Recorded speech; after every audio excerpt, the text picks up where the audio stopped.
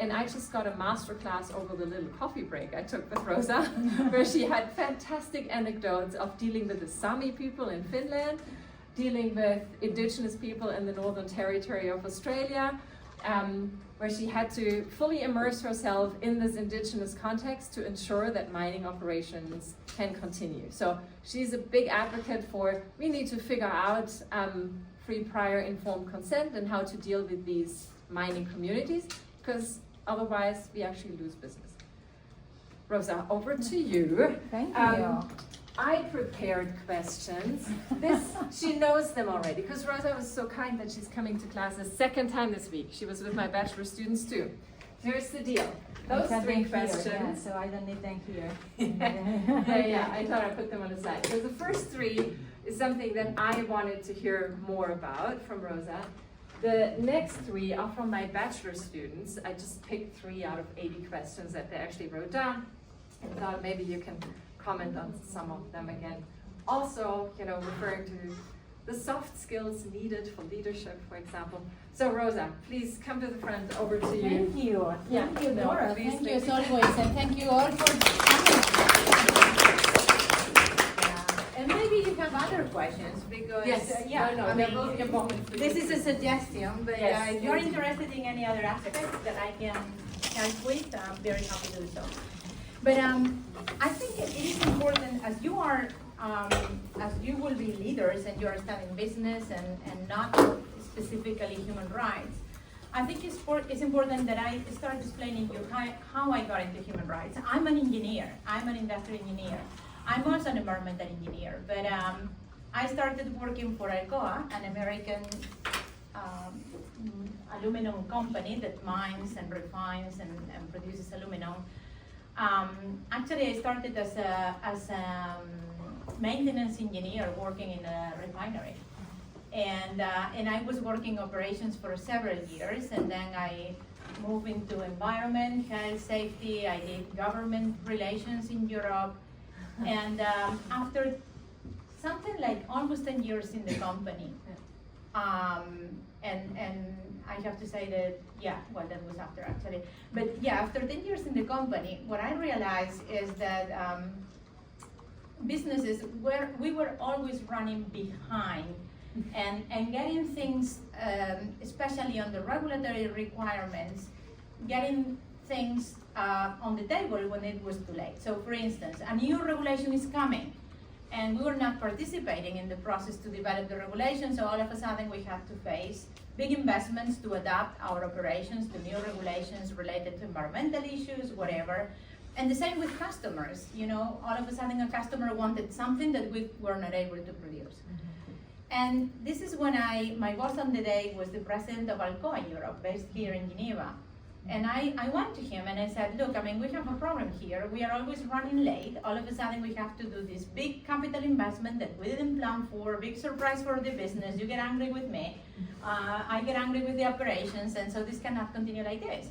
I said, okay, so what do you suggest? And I said, well, we need to detach one person from the daily operations and get this person just to think 5 years down the road, just to think about the future. What are our customers going to need 5 years down the road that we can start thinking today? What are the regulatory requirements, or how are they going to evolve in the next 5 years? And how can we contribute to shaping them to something that makes sense? And I said, well, and what is this job? What do you want me to do with this? I said, well, this is going to be called sustainability. It doesn't exist yet, but it is gonna be a big thing in the future. So this is how we created in 2008 the first sustainability position in Europe. And look at, this is very important, because it's not like an activist that is working for WWF, that is the sustainability manager of a company. It's not like a visionnaire, if you speak French, that comes with the idea of saving the world. I was an engineer working in maintenance and operations that all of a sudden take a position in sustainability. Why do I tell you this? Because sustainability in the business environment, it is about business. It's not about saving the planet. So business have an interest in sustainability because it will help them in 2 ways. One way is to understand future risks and get prepared for that. For instance, new regulatory development that is going to require additional investments or capital development or whatever. But also, the other side of it is that it's going to create tons of opportunities for companies. For instance, if you're able to produce aluminum with a low carbon footprint, you might be able to serve customers that have an interest to sell low carbon materials to final customers. For instance, if Coca-Cola wants a low carbon footprint bottle or can, you will be able to supply that. And if you're able to supply that, you might do it at a premium versus regular aluminum or regular plastic if you're in the plastic business. So this idea of risk and opportunity is how businesses understand sustainability. So we came from a world that was corporate social responsibility. Companies have to be seen as doing something good for the society and be good citizens. So you start with philanthropy, you give some money to the local football team and so on and so forth. Then it evolved into the first steps of sustainability with climate change after the COP21 in Paris, the big Paris Agreement that fundamentally changed climate change from a soft law that was the Kyoto Protocol, something that was voluntary, every country adhering to it but not regulated per se, into hard law where countries made a commitment to comply with something, so they transformed that commitment into national laws. So here to 2015, everybody starts to think about, climate change, the big thing, and companies start to hire climate change experts and so on and so forth. And then, with the pandemic, what happened is that all of a sudden, this is about people. And businesses realize that a business with no people cannot run. And together with this, there was a parallel movement that started in the US, a bit in the US, with this Black Lives Matters. Remember this Mr. Floyd that was killed by the police and started a big movement to protect Black people in the US. This evolved into protecting minorities, then it evolved with the diversity and inclusion and the Me Too and all these movements. And so the social movement took a much bigger dimension, and sustainability started to be climate change and a social component of it. But together with this, and I'm sure that Dora talked about it, if you think about climate change and you consider big sources of emissions, of greenhouse gas emissions, certainly mobility is 1/3 of it, so everything related to cars, combustion engines, transportation in general. Also buildings, the electricity you consume in buildings is 1/3 of the total greenhouse gas emissions in the planet. So if you think about decarbonizing the economy, green energy, and electrified mobility, all of this is about minerals. All of this is about mining. And all of a sudden you realize that to meet these commitments on climate change, you need to mine a lot more materials. If you think batteries, I was reading some stats, and on the lithium mining, for instance, just to meet the requirements of electric mobility in Europe, the amount of mining activities would need to be multiplied times 70, okay? So if you think of the whole composition of things, so you have climate change and all this movement, you have need for additional metals, more mining. Trust me, there is no minerals in New York or in Paris or in London. They happen to be always in the middle of nowhere. So in the Amazonia, in Africa, in Vietnam, Malaysia, Indonesia, parts of Australia. So in those places, normally, the communities that are hosting those mining activities are very vulnerable communities. They are not developed countries, even if that could be the case. But most of the times, or oftentimes, they are vulnerable communities.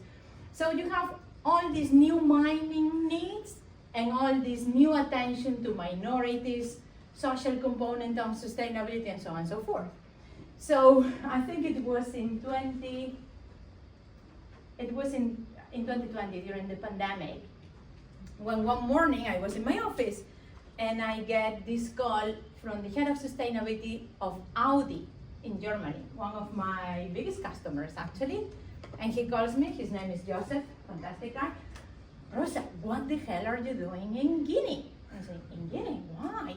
I said, well, I just got this phone call from Human Rights Watch, and they said that they're gonna publish a report next week that fundamentally says Audi is violating human rights in Africa. And as you can imagine, I need to report to the board and I need to get some explanations.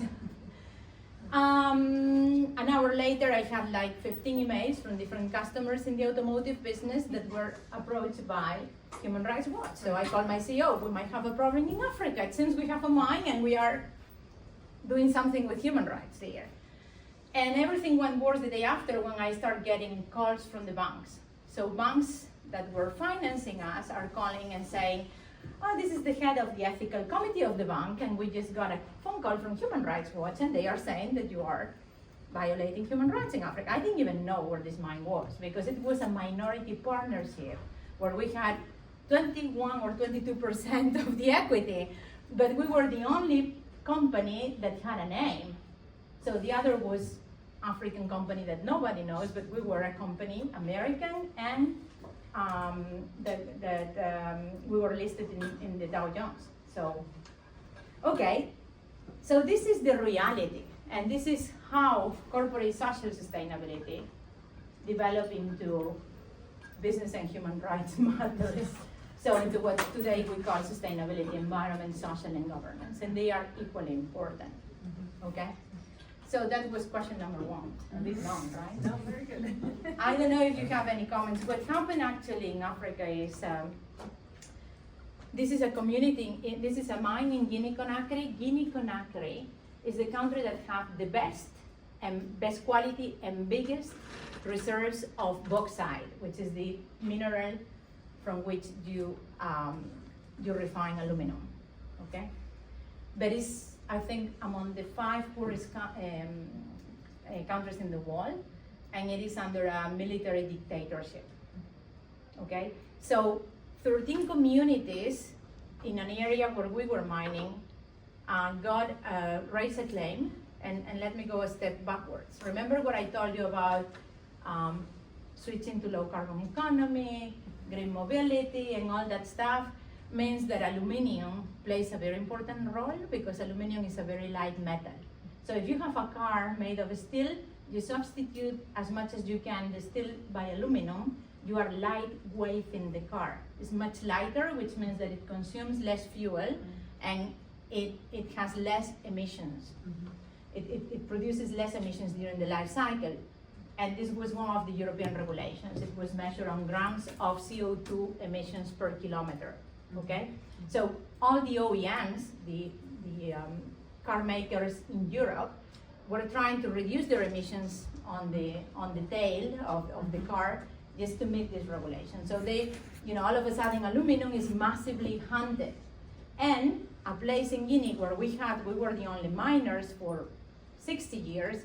All of a sudden, you have the Chinese coming and getting a mine built on this side of our mine. You get the Middle East guys coming and building another mine here, and you got the Russians coming and building another mine. So a place where you were mining this, and the communities had all that space to still continue doing their traditional livelihoods, like herding cattle and fundamental agriculture. All of a sudden, they were taking this much land. And here we are with the Russians, the Middle Easters, and the Chinese, and an American company. So the local communities went and raised a claim in front of the World Bank in Washington, D.C., with the help of an American NGO, that this American NGO, IDI, actually is run by a couple, Natalie and her husband, that have never put their feet in Africa. But today you can do everything with social media. You can contact anybody, and you can raise a case everywhere in the world. It's like if a company was living in a fish pool, like you are the red fish in the pool and you cannot hide. It doesn't matter where you go, everybody can see you. So this is what happens today with any mining or extractive activities. So they raise this claim in front of the World Bank, and they got the support of Human Rights Watch. They wrote this case, and the World Bank opened an investigation. Why? Because the World Bank was financing the mine. So through these financing agreements, they had the right to audit, to require things, and so on and so forth. So either from a purely activist point of view, either from a bank, financial institutions point of view, or purely from a customer point of view, you can be put on the hook as a company. So you have all the interest in doing the right thing. What a mess did I with all this explanation, right? Does it make sense? So now it makes sense to you why human rights and business are very similar. And consider climate change, human rights, biodiversity conservation. It is all the same. You cannot differentiate. You cannot say, I'm going to focus on climate change because it's what everybody cares about. Because climate change is about having water if it doesn't rain or if it rains too much. If you have enough rain, people will not have crops. So these communities that are totally dependent on agriculture will have food security issues. The same for biodiversity. You know, climate change will have effects on the biodiversity. And if these people, they are used to hunting or fishing, or if they are used to planting whatever they plant every year, they will not know how to adapt to a drier or more rain or whatever. So they are totally interlinked. So when we talk about business and human rights, you cannot isolate one single issue and say, I'm going to focus on this. You need to look at the full picture and see how different risks interact. And as Dora was saying, this is the beginning of the supply chain. At least for Audi. Yeah. They never thought about us being in, Yeah. causing them a problem. Right. Reactions at all? No reactions. Questions? Very quiet people.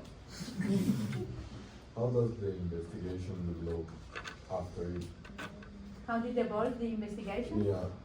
Well, the truth of the matter, the truth of the matter is when you open land for mining that in the past had pasture or forest or whatever, you really are affecting the way in which the rain flows. So, you know, instead of being captured by the soil, if you just clean all the in the surface, you clean all the forest or the plants or whatever is in the air, the runoff is so fast that the aquifers will not replenish. So the reality is that these communities, after so many years of mining, were suffering water scarcity. So their drinking water wells were dry, some of them were contaminated, so there were real issues there. So after proving, you know, I went to Africa obviously with a team, we started looking at things, and they were right. They were totally right. We had collected so much land that they were struggling to feed their families. And instead of building, this is very important when you talk about vulnerable communities, we had given them money. If you give vulnerable communities money, they don't know, if you have been always here with your 10 sheep and your cat and your dog and your little garden for a few things, you cannot start your own business with money. You know, you cannot become a car dealer or a plumber. So really you need to support them with projects that they can handle. So livelihood restoration type of projects. So we changed the approach into building like a chicken farm or helping them to irrigate, to build irrigation systems so that they could expand the areas where they could grow vegetables. So when we really realized that there was an issue there, then we agreed on a mediation process with the World Bank where they were mediating between the communities and the company, and together we put together a plan to solve the issues that they had presented and that were real. They were asking for things that were like, for instance, they wanted a football stadium. Well, maybe this is not the responsibility of the company, but drinking water is the responsibility of the company. Okay. So it's engagement, discussion, mediation, common projects where they have the right, the communities, the local communities have the right to give their opinion, and they have the same level of decision-making power than the company, so that whatever comes out of that is a real agreement between the parties, and not an imposed solution, which we try as well and didn't work. Mine is more a reaction than a question, but it raises my attention how sustainable solutions in one side of the world, like for example the rise of electric cars and low emissions of cars, actually raise other problems Absolutely. in other parts of the world. There's no like middle ground. It's very hard. You know, that's a very good point, actually. And you know what is interesting is, there is, I'm sure that Dora talked about that, this idea of due diligence. So, you know, in Europe, there are, in the European, I always forget that Switzerland is not part of the European Union. Normally I work in the European Union. So, actually the European Union developed regulations that oblige every company that is importing or producing, it doesn't matter, anything in Europe, to put in place a due diligence system in their operations so that they can understand from, you know, fundamentally what they are saying is, hello, you are here to build a new electric car that is going to solve the problems of Europe. But you are responsible not only for what happens within your fence, but also for what happens in your supply chain. So you have the obligation to know from your sourcing, your first sourcing step, until your final product is sold into a final customer, you are responsible to understand all the impacts, and this is real or potential, that are happening, and all the risks that you are posing for all the players in the supply chain, and to manage them accordingly. And on top of it, you need to report on a periodic basis on what you are encountering and how you are solving it, just to give full transparency to all the stakeholders. So this is the whole story. So the point is that you shouldn't be causing damage somewhere to solve your problems here, if we do properly this idea of due diligence, right, Dora? She's the expert, I'm not. I'm just a practitioner. Yeah, that's the theory, but then how do you apply it, right? Exactly, that's the theory. Which, by the way, it is something that was written already in 2011, right? As part of the business and human rights. Yeah, the UN guiding principles, yeah, for business. The guiding principles, exactly. So, but the guiding principles is still soft law, right? Is something that the countries adhere to, which means that in theory, companies have to acknowledge and put in practice. But the reality is that there is no hard law. So when you find, and I'm sure you talk about this as well, grievance mechanisms and so on and so forth. So you might find... Grievance we haven't talked about yet, but of course we talked about CSDDD, and the third pillar of the guiding principles is remedy, so Exactly. when people get more to grievances soon. Exactly, but the remedy idea, you know, you are, in theory, you're obliged by by these principles. Right. But this is still soft law. Now with the CS3D, the Corporate Sustainability Due Diligence Directive, this becomes hard law. So if you don't do it, you will be punished. It's a legal obligation. That's the whole idea. Yeah. Look, for instance, bauxite happens to be between the equator and the Tropic of Capricorn, and this is purely geological happening, you know. So you have a belt of bauxite that is around 50% rate. So 50% of what you have in the bauxite is aluminum. Is there bauxite in other places? Yes. We mine bauxite in Australia as well, but it's between 25 and 30% rate. And is there bauxite in China? Yes, but it's below 20% rate. So you need to spend the same money moving this amount of earth just to have 20% metal versus 25 or 50 that you get out of those countries. So from a financial perspective, they are not feasible. Now, lithium, for instance, or other cobalt, you only have cobalt in DRC and a bit in China.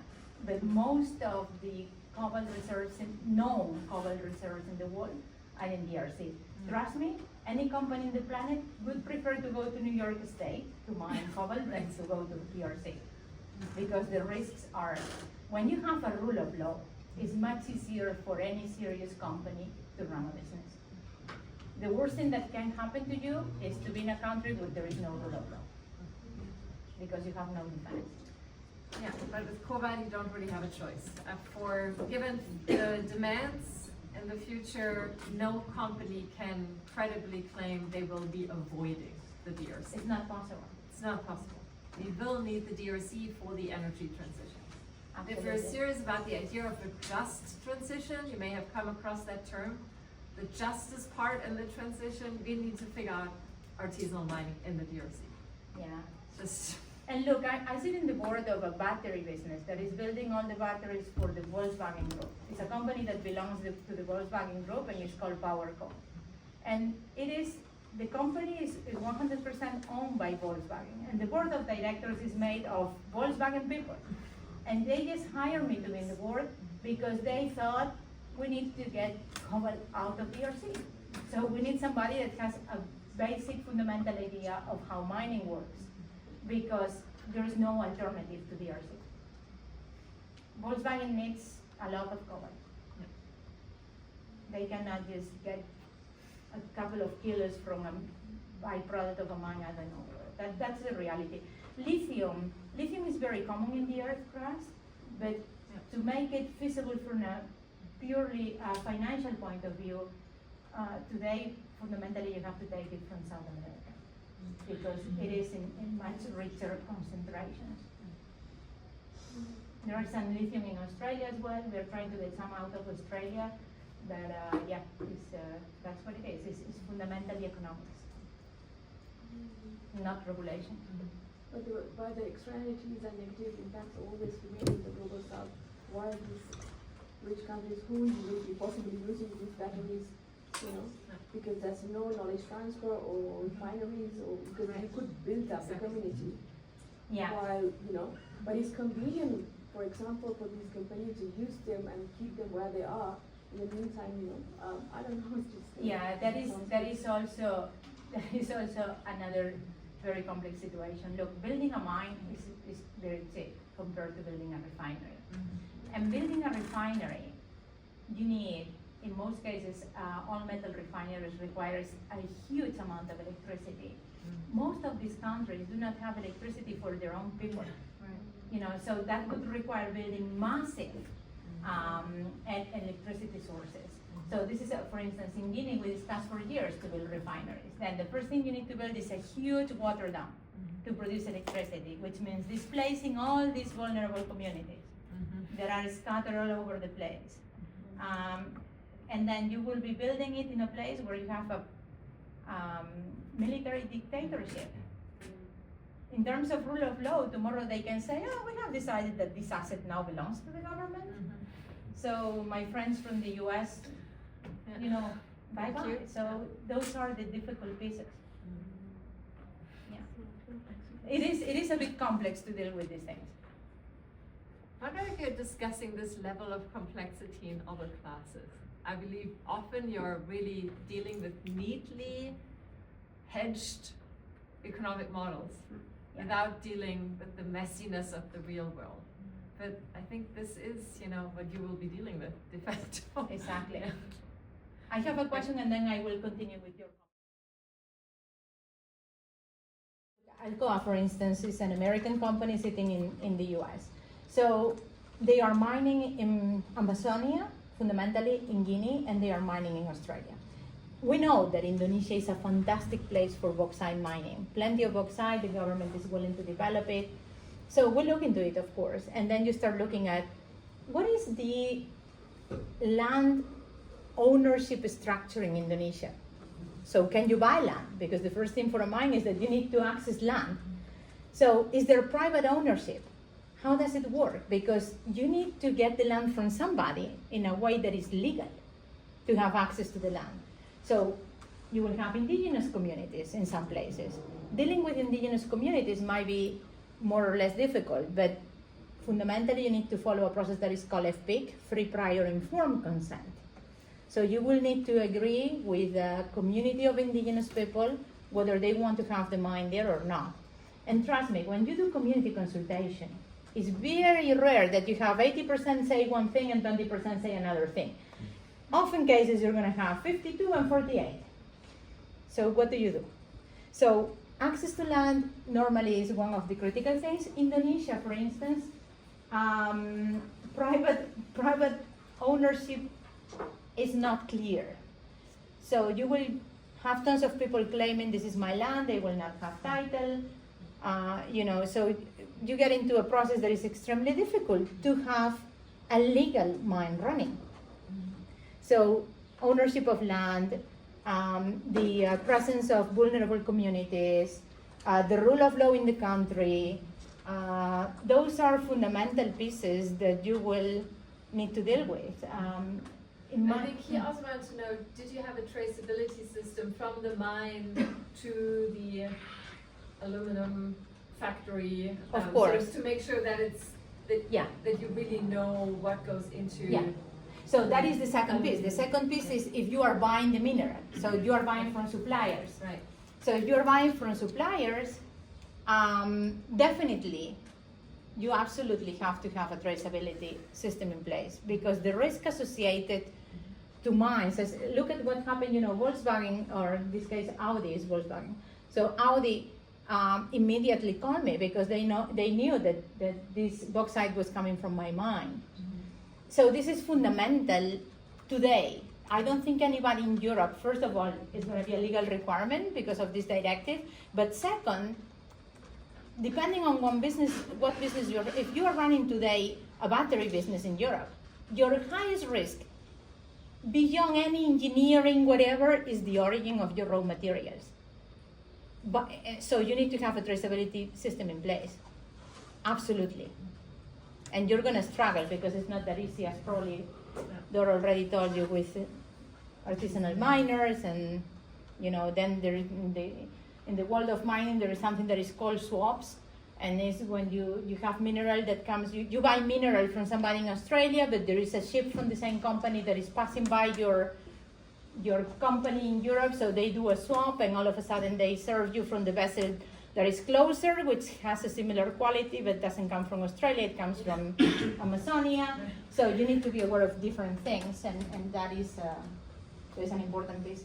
So, the risk analysis is the starting point. It's the starting point for any sustainability program. This is what I was telling you. When I moved into sustainability, I was coming from the business side. I knew how Alcoa was operating, I knew every single part of the operations, I knew how we were making money, and this is fundamental. Human rights is not an isolated piece of something that happens. Human rights or sustainability is something that is embedded into the full process of the business.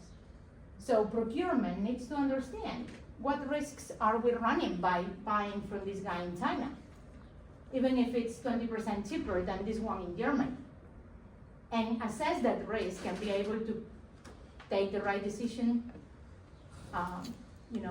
weighed by risk. And this is very important, for many years at Alcoa, sustainability, I was the only one in the sustainability department because I wanted every single person in the business to do their piece on sustainability. It's not my responsibility, it's your responsibility as plant manager, your responsibility as procurement manager, your responsibility as human rights person. Who are you hiring? Who is working for us, I don't know where, So and this is very important, I was doing training programs within Alcoa for every single department, explaining them which pieces of the due diligence they have to deal with. Child labor or, whatever type of different things. Yes? I'm curious about how was the relationship with the other companies that are here for addressing this issue. There was willingness to make partnerships, or maybe they were undermining the efforts of American company. That is a very good question. That is a very, very good question. And unfortunately, the answer is that there is no level playground for all the companies in the planet.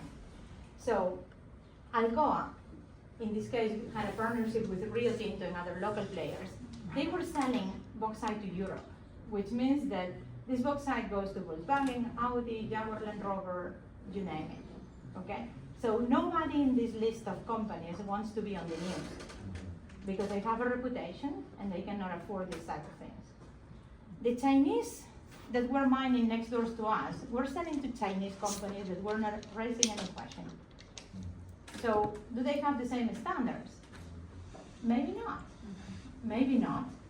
The Russians, they were selling to the Russian companies. Do they have the same standards? The Saudis. So I'm not saying the contrary. What I can say is that they have no interest in collaboration at all, but also they didn't need to, because the NGOs attacking us, they knew that attacking the Chinese would deliver absolutely zero. So if you are a company that has a brand, you have an inherent risk, which is associated to the power of your brand. So you have the obligation to have a much stricter program for everything, because you will be on the radar all the time. You said something before, Doro, that I wanted to follow up on, but I forgot it. Doesn't matter anyway. A couple more questions Yes, here. please. More important than my Yes, questions. no are the worries at all. questions. Yes, if anybody's interested in any of those questions, just let me know. Sorry, we had yeah. So did you directly work with NGOs or with the government, or how? Yes, of course. I mean, yeah. The very important thing when you run a business, and it doesn't matter what business, there is something that is called a materiality assessment, which means you need to understand very well your supply chain and your operations, right? And you need to understand what type of risks and opportunities you will have in your business. And then, you know, certainly for a mining company, it's going to be related to the mining operations. But once you do that, you understand, okay, I need to control my supply chain, I need to control my greenhouse gas emissions and my electricity supply. I have no idea. Those are material pieces. So for each of those areas that are material, and material means that they can cause major interruptions to your business or opportunities that can help you make money, okay? So risks or opportunities. Once you have identified those, for instance, for me is my supply chain from Guinea is a risk. Then you go there and you say, okay, who are the key stakeholders that I need to engage here? And in Guinea, it's going to be certainly the Guinean government, because it's a dictatorship, so you have to run by the rules. The then is going to be local communities. Yeah, who has an influence here? There are these two NGOs that have an influence here, so you need to engage with them. So understanding your key stakeholders is fundamental. And there is a whole theory of stakeholders. You need to understand of your stakeholders who have more power in terms of they have the ability to bring people on their side, or they have the ability to help you solve problems or whatever. So this is one way in which you engage NGOs. But in the case of Guinea, there was another very important way to engage NGOs, and it was to get support. Because, you know, these people in Guinea, these communities, they cannot read, they cannot write, they have no idea how to feed chicken, they have no idea how to grow I don't know what, how to build a water system to, you know, to water their gardens or whatever. So we have to engage with NGOs that wanted to come and help to build local trainings, local supporting activities for those communities. So that's another way to engage with NGOs, and is to build common wealth or common positive impact in the community. But definitely. One word about ASI. ASI? ASI. Yeah, multi-stakeholder programs are a very important thing. So when you have a very complex problems, like mining in Africa, you know, it is important to mine in Africa because what they have is resources. So it's their way of making a living, right? But then you have all these many risks that go with it. So how do you define what is the right, what is the right way to proceed? How do you define what means to have a sustainable mine? So me as a company, I can set up a number of standards which are going to be based on American thinking, you know. So from an American point of view, this should be like this. But it doesn't mean that it's going to be what the locals want, right? So sometimes what you do is you do a coalition, and you bring together people that have an interest on a specific supply chain. For instance, we did this for the aluminum supply chain. So how do we define what is a sustainable mine, a sustainable refinery, a sustainable smelter? And so we bring people from the industry that knows how to do things. We bring customers, because We want to understand what they want, but then you need to bring also people directly impacted. So these are the local communities. You need to bring them on board and also have a say. You need to bring experts. Normally experts could come from academia, could come from specific think tanks, and you bring civil society. Civil society is there just to support those that might not have a saying or might not have the ability to participate. And you build something that is called a multi-stakeholder, so all the stakeholders represented program, and together you build consensus on what could be a good mining, a good bauxite mining practice, a good refining practice. What components on the environmental side, on the social side, on the governance side, and you agree. You agree on a standard, you agree on indicators to follow, but it has to be very well done, and you really need to give every participant, so every cluster of stakeholders who participate, the right, the right voting rights, the right level of participation in the process so that they own it. And building trust is key, and transparency in the process is key. And we did that for the aluminum industry. There are a number of them. Probably you know the Forest Stewardship Council, FSC, that you see in all the paper and cardboard, you know, this stamp. This is great, because we will talk about MSIs in this last bit of the semester, but it's such a key avenue to create standards, indeed, and support the monitoring of standards. Yeah, exactly, because once you have agreement among the parties, you can build certification schemes. You can get an external party, totally independent, that can come and certify that this operation is following these standards. It's not like a carving a stone, but it really helps. It helps to manage expectations of the different stakeholders, to understand what things should be like. It helps also to companies to understand the minimum things they should do to meet the expectations of the different stakeholders. And it helps transparency and measurement and communication. But on the opposite side, to do it right, they take a long time. The Aluminum Stewardship Initiative took us 10 years to be fully running, and probably a few $1 million. Yeah. But for instance, we built something that is called the Indigenous People Advisory Forum, where we put together indigenous communities from all the areas of the world affected by bauxite mining. So Amazonia, Guinea, Ghana, Australia, India, Indonesia, I don't know, well, everybody. And we were building the capacity with them so they could understand what rights do you have, how you can raise your voice, helping them build their own asks. Because they, when you sit with an indigenous community and you tell them, we want to come here and do this mining, what would you like to get in exchange? They will not give you an answer because they cannot understand what you mean. So really building this in the long run takes time. But that's a very good example, the ASI. Yes, Out of time, but those two questions we still take. Yeah, sorry. Apparently, you basically just answered the question at mine, but I wanted to say that this sustainability topic is quite interesting, but it appears that many companies from developed countries just only wants to exploit underdeveloped countries where those resources are coming from and then claim that they are sustainable in the developed country. Now the problem is you cannot get underdeveloped countries to want to be sustainable because they have not gotten to the kind of level of development that would require them to start craving to be sustainable. I don't know if you understand me. She's actually part of a group that earlier presented on Shell in Nigeria. Of course, a classic really bad case. That's a super bad case, yeah. Affected by it yourself, Yeah. but I think it's a fair question. Yeah, and look,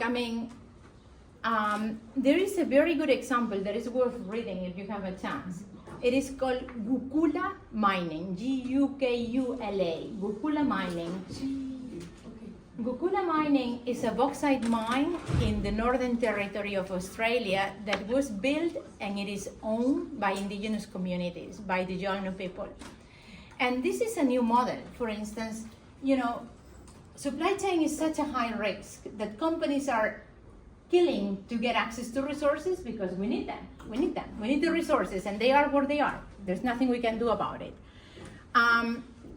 But sometimes just extracting the resources themselves is so complicated, and indigenous communities will not agree, and they will not want it, that in this case, what Rio Tinto did was to build this agreement with the local community where they were training the local indigenous community, giving them the financial resources, buying all the bauxite that was coming from the mine.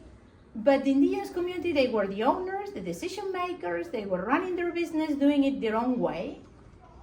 And actually that model is working. It's the first that I know, and it was supported by ASI. It was a group, so I know the chiefs that built that mine. And that's a fantastic example, because you're right, it's very difficult to have local miners that can build, the businesses at a level that is good enough for the developed world.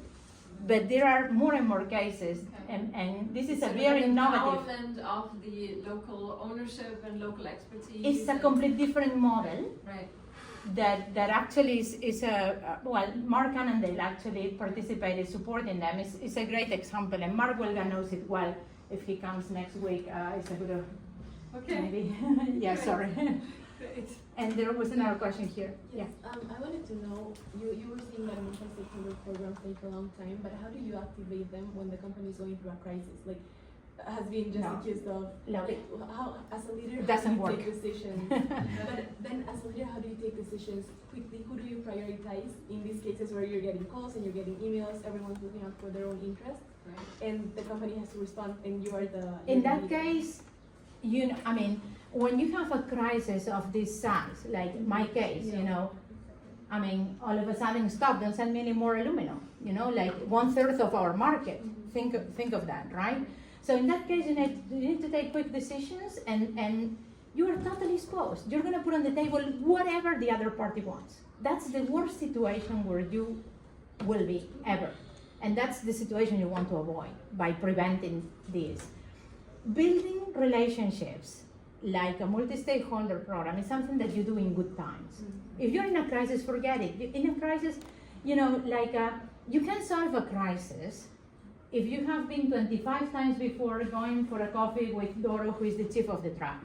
So I go to Doro every other month, I sit with her, how are your children doing, how is your wife, how are the cows and the dogs and the whatever, and you build a relationship. If you ever have a big problem, Doro will understand, and Doro will try to help me.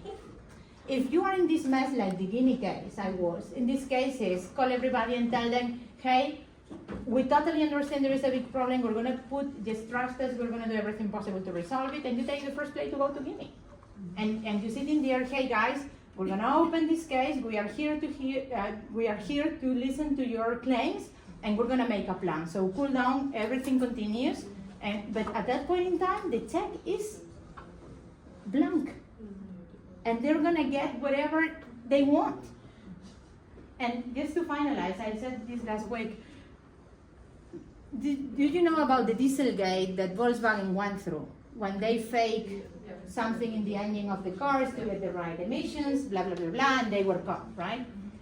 So probably in 24 hours, the CEO of Volkswagen, he knew from his bunch of engineers how many cars were affected, which piece of the engine needed to be changed, how much this was going to cost them by car, what was the cost of the DOJ, the Department of Justice in the US, what was the fee they were going to pay, the penalties, whatever. And probably in 24 hours, this guy had a paper in his table, the CEO, that said this is gonna cost you $5 billion, it's gonna take us 6 months to resolve, and 3 people will end up in jail. And the guy is super happy because he knows he has a problem and he has a solution. He goes to the board and says, hey guys, this is what we're gonna do. When we got into this mess in Guinea, I went to the board and they were asking me, how much is this gonna cost us? I have no clue. Maybe they want 25 sheep, or maybe they want to be fed for the rest of the, I don't know, of the life of 3 generations. So you have no clue because they cannot express what they want. So you cannot put a price on what they want. And it's gonna take time, and you think you made an agreement, and then you go back and they want something else. Not because they are bad people, just because they don't have the ability to build and ask. So it means that you have no clue how long this is gonna take you to resolve. You have no idea how much this is gonna cost you. And this is the situation where companies get extremely nervous. And the board of directors gets extremely nervous. So you see the difference? This is why controlling risks related to human rights is so important. And keep in mind, climate change is human rights, biodiversity conservation is human rights, access to water is human rights. So even if whoever talks about environmental, whatever, the whole story ends up in human rights.